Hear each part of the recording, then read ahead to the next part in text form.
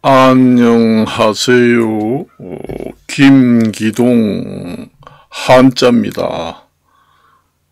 오늘은 날씨가 평년 기온으로 날씨가 생활하기가 좋습니다.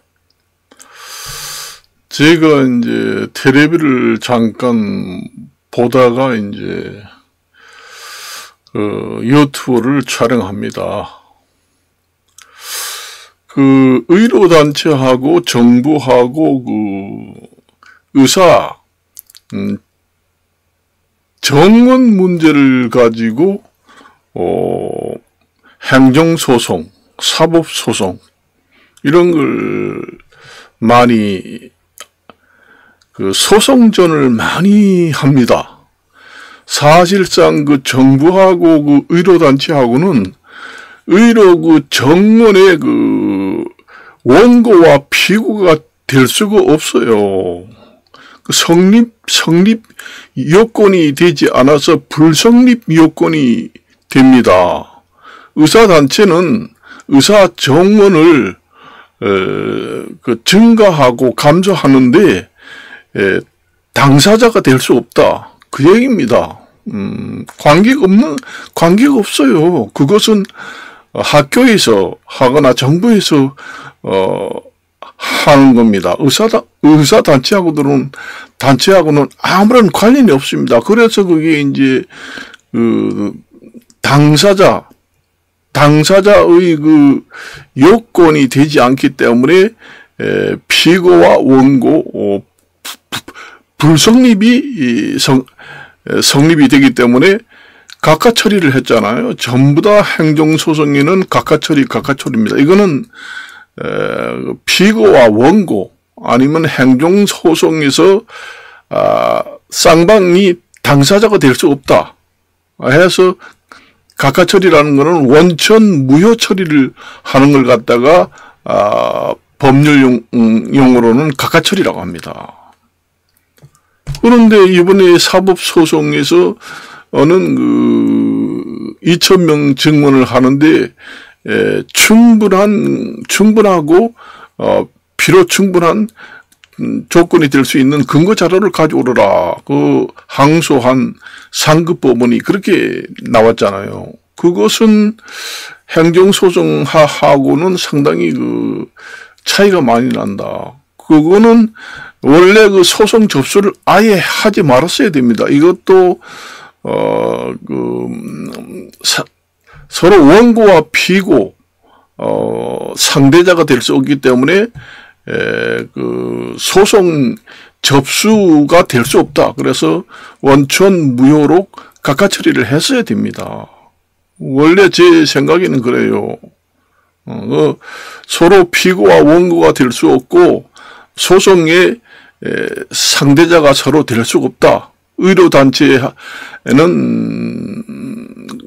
의사 정원과 감원에 대해서 관여할 사항이 아니다. 그렇게 행정소송에는 보고 각하를 시켰습니다. 그런데 사법소송에서는 원래 사법소송에서도 그런 식으로 각하를 시켜야 되는 건데 어떻게 그렇게 되느냐. 그래서 제가 좀 회의를 느끼면서 이 유튜브를 촬영하게 됩니다. 원천 무효가 돼가지고 사법소송 접수조차 받아들이면 안 될 사항이에요. 각하 처리를 해가지고 소송 원고와 피고 간의 상대자가 될 수 없다. 그러니까 소송의 성립 요건이 될 수 없다. 불성립 요건이 된다. 그래서 사법소송에 소송 신청을 받을 때 각하 처리를 원천 무효 처리를 해서 접수를 받지 말아야 된다. 저는 그렇게 생각합니다. 제 생각에는 개인적인 생각이지만은 지금에 저렇게 접수를 해가지고 지금에 항소가 돼가지고 지금 접수를 해가지고 이게 소송 처리가 지금 진행이 된 상태에서 근거 서류를 가져오라 해서 이제 법원에서 아마 참고사항으로 한번 검토를 해보겠다 그런 얘기 같습니다. 그래서 구속력은 없습니다. 이게 2,000명에 대한 정부의 그 근거 자료가 맞지 않고 근거가 될 수 없고 주먹구구식으로 2,000명 증언을 하는 것으로 판결이 난다고 해도 구속력이 없습니다. 구속력이 없다고 그 얘기가 나오잖아요. 구속력이 없다는 거는 뭐 가처분 신청해가지고 정지라든가 무효 처리가 나왔다고 해서 그 정부에서 그대로 받아들이고 포기하는 그런 구속력은 없습니다. 법적 효력이 없다는 얘기예요. 구속력이 없다는 것은. 그러니까 정부는 주먹구구식으로 만드는 증언 2,000명이라고 그 판결이 그 주문 사항이 그렇게 나왔다 하더라도 관계없이 의로 그 정책은 그대로 변함없이 흔들림 없이 정책을 펴나갈 수 있다. 그렇게 보시면 됩니다. 구속력이 없습니다. 그는 이제 법원에서 참고사항으로 이제 검토를 해가지고 한번 보겠다는 얘기죠. 구속력은 없습니다.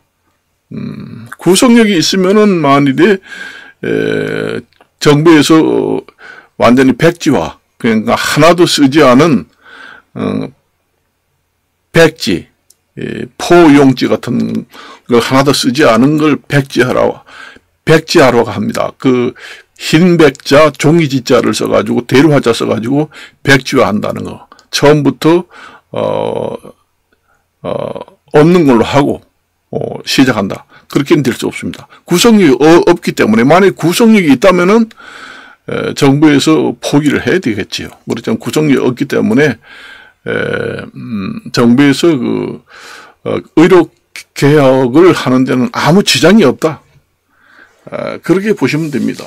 이게 이제 하나의 이제 참고 사항으로 그렇게 많이 결론이 그렇게 난다고 그러면은 그 2,000명에 대한 근거 서류가 불충분하다는 결론이 나오게 되면은 좀 그 옥에 딜할까 좀 흠집은 생기겠지요. 흠집은 생길망정 추진하는데 아무 지장이 없고 법적 효력이 없고 구성력이 없는 참고사항으로 보겠다. 저는 그렇게 판단을 하고 있습니다. 그래요. 의사단체하고 의학과 정원 문제하고는 그 자기들이 관여할 권리가 없습니다. 권리가 없어요. 그는 학교에서 정원을 학생들을 뽑아가지고 추진을 해주면은 그냥 의사들은 그냥 공부해가지고 시험을 보고 그렇게 하면 되는 거예요. 그렇게 하는 게 정상입니다. 여러 가지 이제 많이 뽑으면은 질이 떨어진다. 아니면은, 교육하는 과정에서 여러 가지 문제가 발생한다 하는 것은, 의사들이 관여할 문제가 아닙니다. 그것은 정부에서 잘못되더라도 정부에서 책임을 지는 거예요. 의사단체하고 정원 문제하고 질하고 이런 거는 관계없어요. 우리나라 의사질이 완전히 그냥, 형편없다. 형편이 없다 해도 의사가 할 말이 없어요.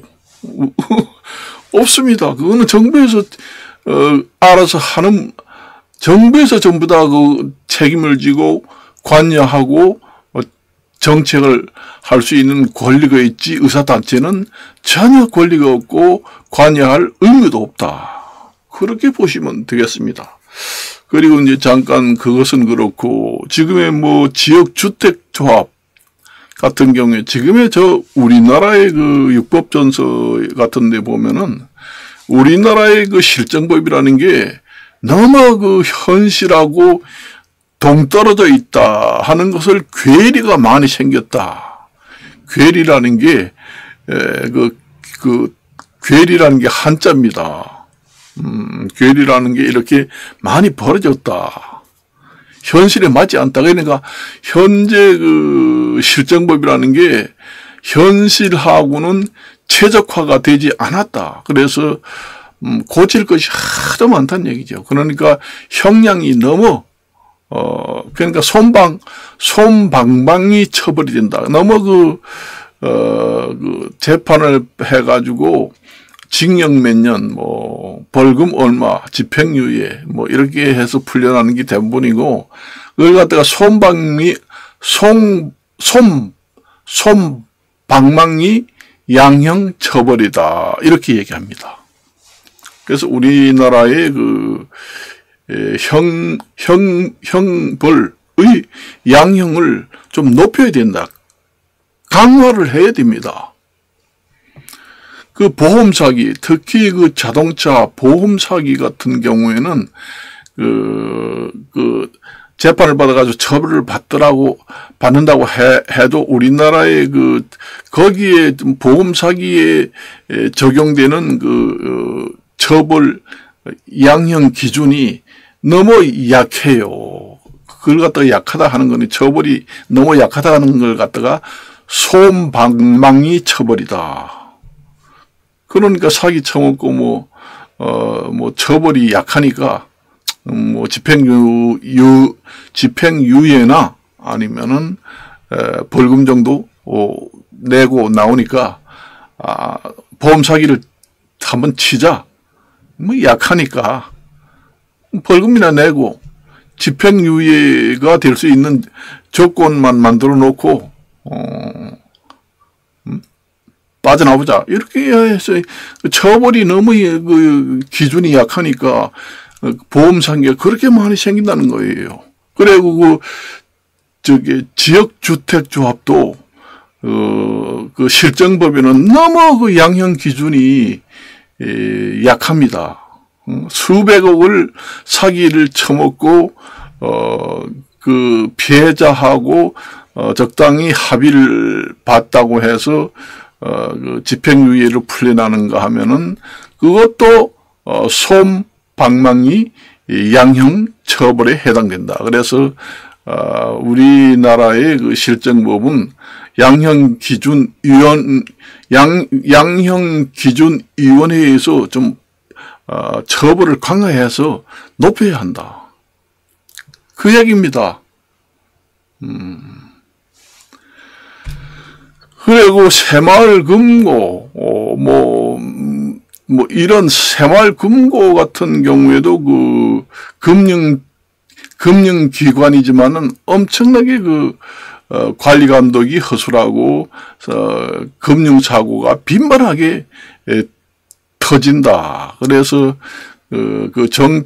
관리 감독을 철저히 하고, 금융 시스템을 좀, 강화를 해서 시중은행의 시중은행들의 금융 시스템 레벨에 맞춰서 강화를 할 필요가 있다. 그렇게 봅니다.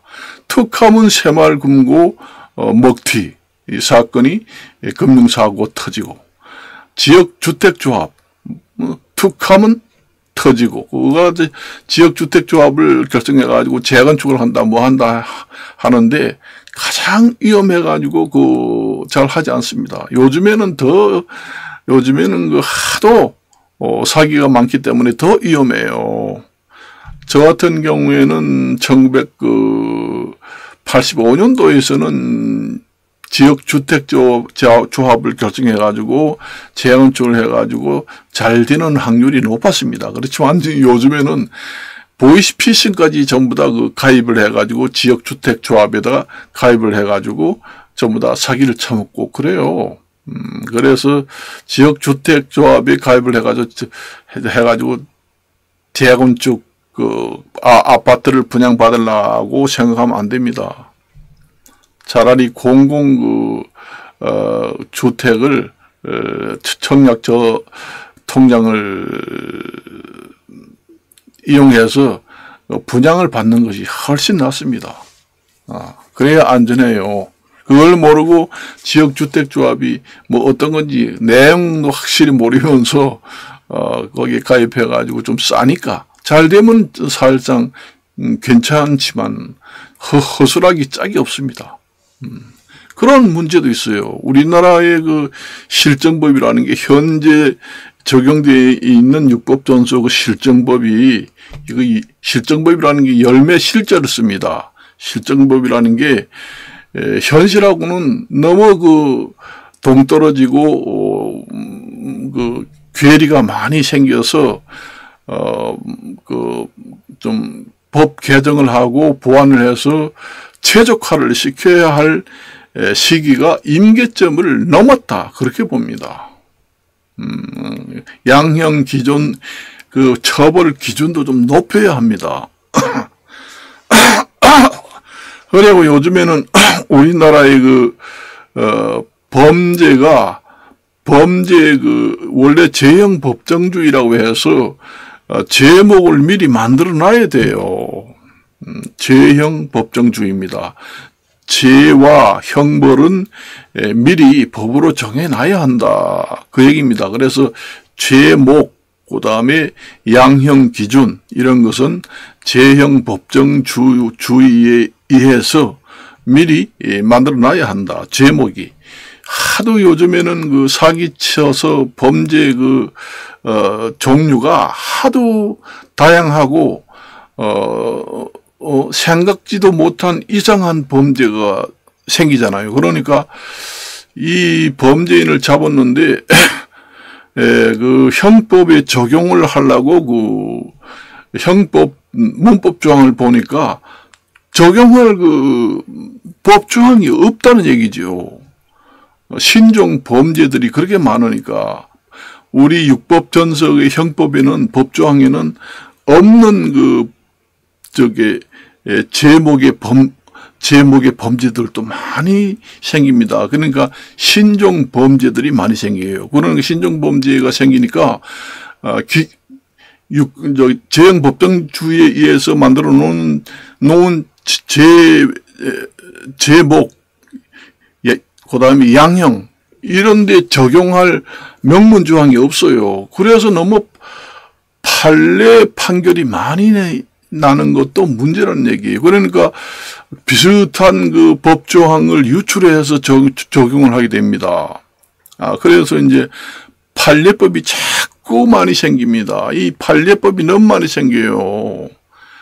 판례법이라는 게 아주 법 조항에 정확하게 나와가지고 여기에 딱 들어간 범죄다 했을 때는 판례라는 게 나오지 않아요. 그 법 조항에 딱 적응을 해가지고 선고 주문을 내리면 됩니다. 그런데 어느 법 조항에 적용을 할지 확실한 조항이 잘 없다. 신종 범죄라 해서. 그럴 경우에는 비슷한 법 조항에 유출을 해서 판례를 적용해 가지고 법을 선고 판결을 내리게 됩니다. 그래서 우리나라 판례 판결 비율이 점점 높아지는 것도 문제라는 얘기입니다. 판례법이 점점 매년마다 점점 증가한다는 것은 우리나라의 육법전서의 괴리가 그만큼 많다는 반증을 하는 거예요. 그래요. 그래서 시급히 육법전서의 최적화를 할 임계점이 벌써 넘었다 하는 증거입니다, 그게. 계속 판결을 하는데, 판례가 계속 판례를 적용해가지고, 선고를 내리는 것이 점점 증가한다는 것은, 괴리가 많다는 얘기예요. 그러니까, 실정법에 최적화가 되지 않고 동떨어져 너무 많이 있기 때문에 판례 판결이 많이 나게 됩니다. 그래가지고 법조항이 없으면 또 판례집을 뒤집어가지고 이런 범죄는 어떻게 했는지 이제 찾아보고 또 그 판례에 적응할 수 없으면은 새로운 판례를 결정해서 선고 판결을 하게 됩니다. 그래요. 그래서 우리나라 같은 경우는 그래요. 그래서 그게 좀 문제점이다. 그렇게 말씀을 드립니다. 그래요. 제가 법률 전문가는 아니지만은 제가 원래 한자 한문 학자입니다. 그렇기 때문에 다방면으로 어느 정도 그래도 알고 있다. 그 얘기입니다. 그래서 그래요. 그래서 지금 오늘에 제가 이제 한번 찍어 봅니다. 내가 또 오늘 뉴스를 보니까 빅딜을 한다고 하잖아요. 그것도 얘기하지 않겠습니다. 트럼프 대통령이 당선되게 되면은 우리나라가 부자 국가니까 주한 미군 비용을 7조 원을 내라. 그렇게 돈을 많이 내지 않으면은 주한 미군을 철수해 가겠다. 그런 얘기를 하잖아요. 그래서 내가 자주 국방을 해야 된다는 얘기를 수없이 했습니다. 그리고 우리나라가 원래 IT라든가 반도체에 관해서는 전국에서 상위권에 들어갑니다. 세계 최초로 반도체 칩을 만드는 경우도 많아요. 그래서 산업 안보 정책을 철저히 해야 된다. 원래 기술을 말이요, 산업 스파이가 반도체 기술을 빼내가지고 외국에 팔아먹고 엄청나게 거액을 몇 조를 받아서 팔아먹고 그렇게 합니다. 그러면 엄청난 돈을 들여서 개발한 반도체 기술이 신기술이 완전히 외국으로 넘어가잖아요. 그러면은 완전히 우리나라의 군사 기밀 1급보다 더 중요한 기술이 넘어가는 거나 마찬가지입니다. 전 세계가 반도체에 열을 올리는 것은 그것이 곧 경제력, 반도체 기술 리꼬르 경제력, 리꼬르 군사력입니다. 거기 다 같은 레벨의 동등한 입장에 되어 있기 때문에 반도체 기술, 산업 기술을 외국에 유출이 되지 않도록 산업 안보, 그 다음에 국방 안보 이런 걸 철저히 강화를 해야 됩니다. 특히 우리나라에 있는 공장보다 외국에 진출해 있는 공장들 같은 경우에는 더 첨단 기술의 산업 안보를 더 강화를 해야 돼요. 자기 나라에 와서 반도체 공장을 세워서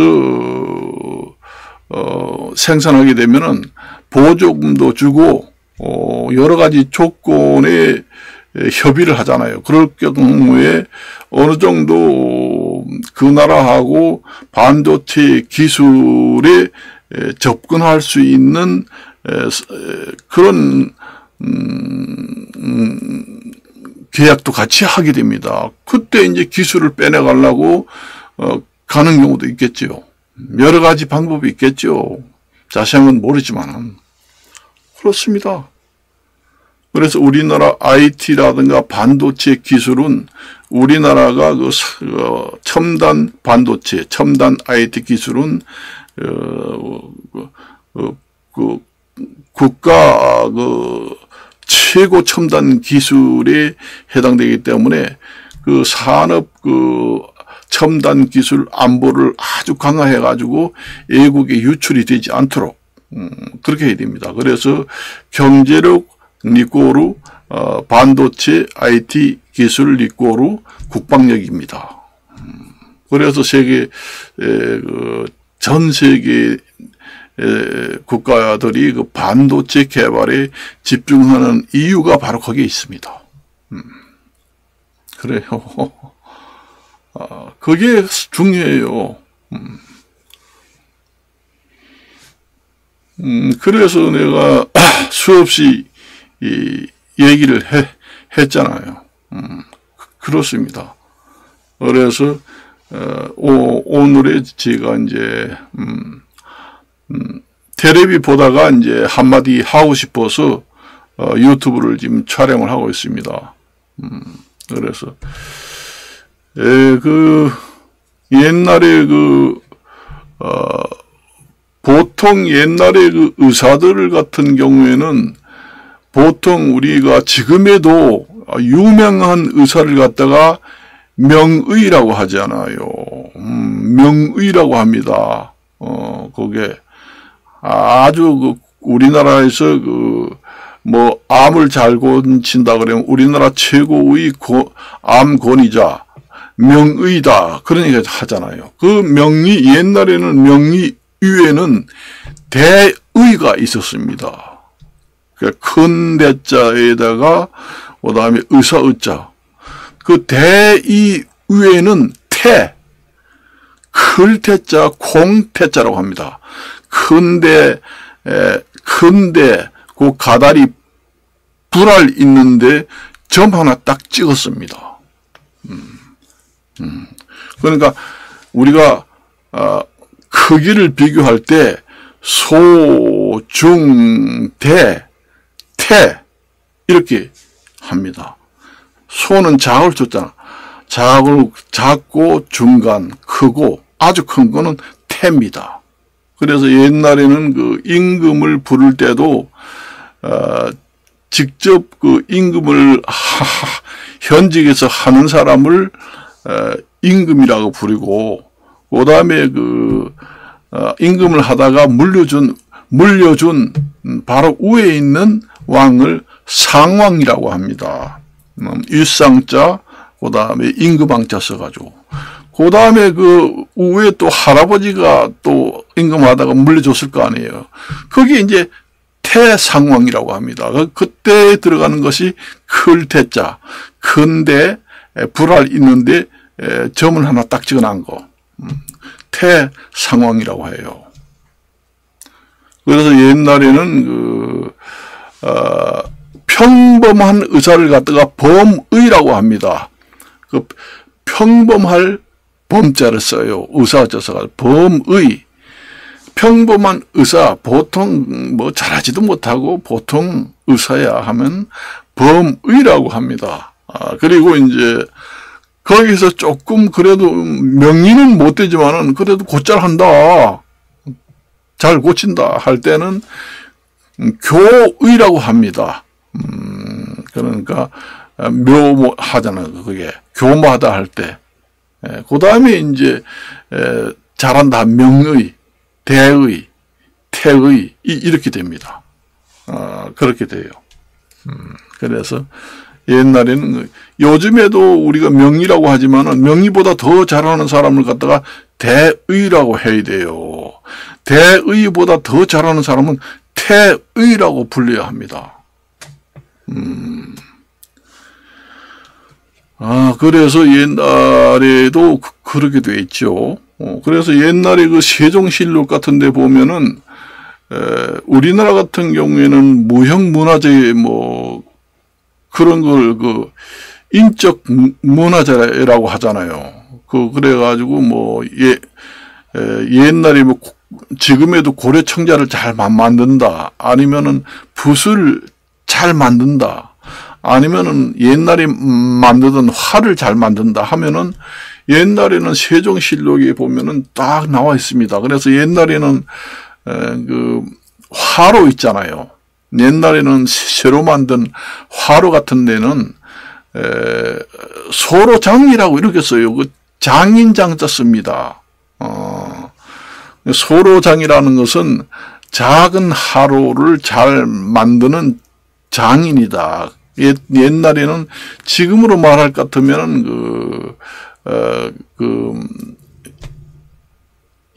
인적 문화재입니다. 그래가지고 이제 이름을 쭉쭉쭉 써놨어요. 옛날에는 침선비도 있어요.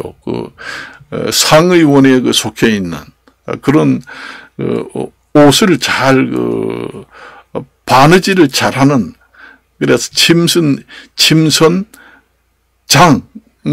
있습니다. 옛날에는 그렇게 이름을 쫙 써놨습니다. 인간 문화재라고 하지요. 요즘에는 인간 문화재라고 하는데, 우리나라에서 인간 문화재가 되면은 대학교 학사 자격증을 줍니다. 4년제 대학교 졸업을 한국과 똑같은 학사 자격증을 둬요. 그래서 우리나라의 인간 문화재라고, 요즘에 현실적으로 말하는 것이 인간 문화재고, 옛날에는 장자를 씁니다. 장인 장자 씁니다. 요즘에도 뭐 산업안전공단 그런 데 가면은 기사, 기능장 할 때 그 장자가 장인 장자 써요. 그렇습니다. 그래서 내가 그래서 한자를 배우라고 하는 것은, 한자를 배우면은 득도가 어느 정도 됩니다. 다 그 책을 보면 통해요. 통합니다. 거의 공부를 안 해도 알 수가 있습니다. 그래서 우리나라 같은 경우에는 제가 봤을 때는 항상 그 얘기를 합니다. 솜방망이 처벌이다, 이런 얘기를 많이 하는데, 그것이 이제 그 선고할 때 징역 몇 년, 뭐 벌금 얼마, 그렇게 나오잖아요. 그런데 그게 너무 약하다는 얘기예요. 처벌하는 징역 몇 년, 몇 년, 벌금 이런 게 나오는 게, 그게 너무 약하다는 얘기예요. 그걸 갖다가 양형이라고 합니다. 그게 현실에 최적화가 안 되고 현실에 불합리하다, 너무 동떨어져 있다, 너무 현실과 실적법하고 법전에 있는 법정하고는 괴리가 많이 생겨서 상당히 임계점을 넘어서 법 개정을 해서 육법전서를 다듬어야 할 임계점이 넘었다. 그리고 판례법이 매년마다 너무 증가한다 하는 것은 괴리가 많다는 얘기죠. 그렇습니다. 그래서 제가 얘기를 해 주는 거예요. 한번 해봤습니다. 그래서 다른 얘기도 할 것이 많지만은, 항상 그 텔레비 보면은 솜방망이 처벌이라고 해서 그 시민단체라든가 국민들이 상당히 거기에 대해서 불만이 많이 나옵니다. 나와요. 우리나라는 너무 사실상 양형 기준이 좀 약합니다. 미국 같은 경우에는 엄청나게 강해요. 그렇습니다. 미국 같은 데는 양형 기준이 높습니다. 그래서 오늘은 여기까지만 이야기하고 끝일까 합니다. 안녕히 계십시오.